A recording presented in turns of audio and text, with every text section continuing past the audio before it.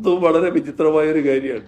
എല്ലാ മണ്ഡലങ്ങളെ കുറിച്ചും ഇപ്പൊ അദ്ദേഹം പറയുകയാണ്. ഇത് നാളെ ധർമ്മട മണ്ഡലത്തെ കുറിച്ച് പറയുമെന്ന് എനിക്കറിയില്ല. എല്ലാ മണ്ഡലങ്ങളിലും ഡീലാണെന്നാണ് പറയുന്നത്.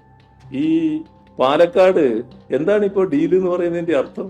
എനിക്ക് അത്രയും ആലോചിച്ചിട്ടും മനസ്സിലാകുന്നില്ല. ഒരു മുസ്ലിം നാമധാരിയാണ് അവിടെ ഇപ്പോൾ LDFന്റെ സ്ഥാനാർത്ഥിയായി വന്നിട്ടുള്ളത്. അതുകൊണ്ടാണോ ഡീൽ എന്ന് പറയുന്നത്? അവിടെ 1996 പാലക്കാട് മണ്ഡലത്തിൽ, ഇന്നത്തെ മണ്ഡലത്തിൽ ചെറിയ മാറ്റം ഉണ്ടാവും, LDF ജയിച്ചിരുന്നു. ആരായിരുന്നു സ്ഥാനാർത്ഥി? നൌഷാദ്.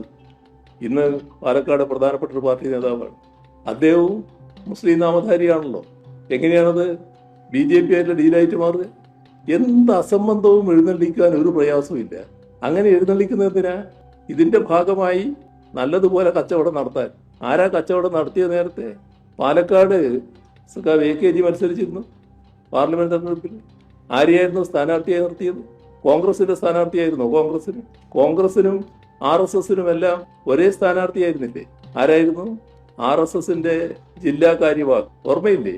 വേറെ സ്ഥാനാർത്ഥി ഉണ്ടായില്ല. അത്ര പച്ചയായി RSSുമായി പണ്ടേ കൂട്ടുകൂടുന്നവരാണ് ഈ പറയുന്ന പ്രതിപക്ഷ നേതാവിന്റെ പാർട്ടി. ഒരു നാണോ ഉളുപ്പും ഇല്ലാതെ അതെല്ലാം ചെയ്തവരാണ്.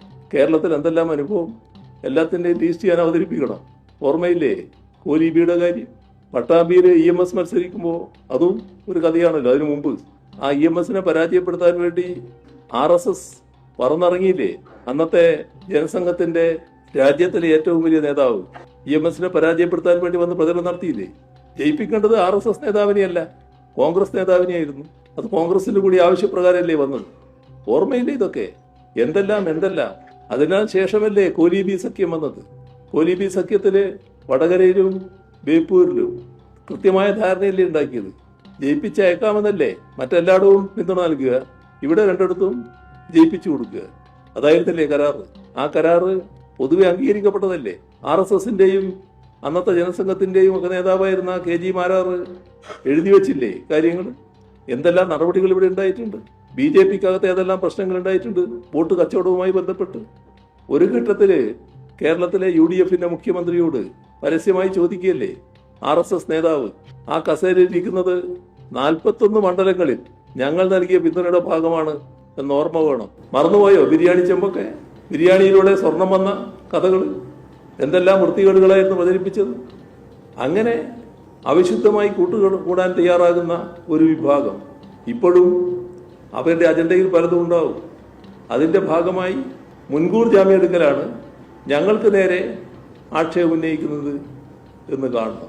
ഈ പറഞ്ഞ ഇവിടെ ഇപ്പോൾ കാര്യങ്ങൾക്ക് വലിയ നേതൃത്വം കൊടുക്കുന്ന കോൺഗ്രസിന്റെ അഖിലേന്ത്യാ നേതാവുണ്ടല്ലോ, അദ്ദേഹം ഇപ്പോൾ ലോക്സഭാ മെമ്പറാണല്ലോ. ആ ലോക്സഭാ മെമ്പറാകുമ്പോൾ BJPക്ക് ചെയ്തു കൊടുത്ത ഉപകാരം എന്തായിരുന്നു? രാജസ്ഥാനിൽ നിന്നുള്ള രാജ്യസഭാംഗമായിരുന്നില്ലേ അദ്ദേഹം?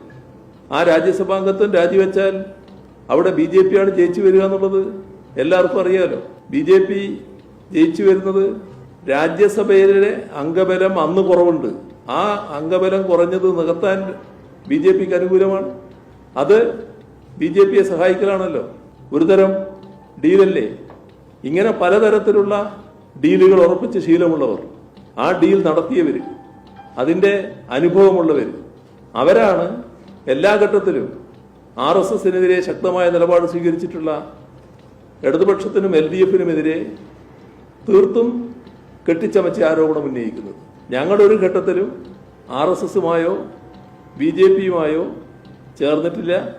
എല്ലാ ഘട്ടത്തിലും വിട്ടുവീഴ്ചയില്ലാതെ അതിനെ എതിർത്തു പോവുകയാണ് ഉണ്ടായിട്ടുള്ളത്.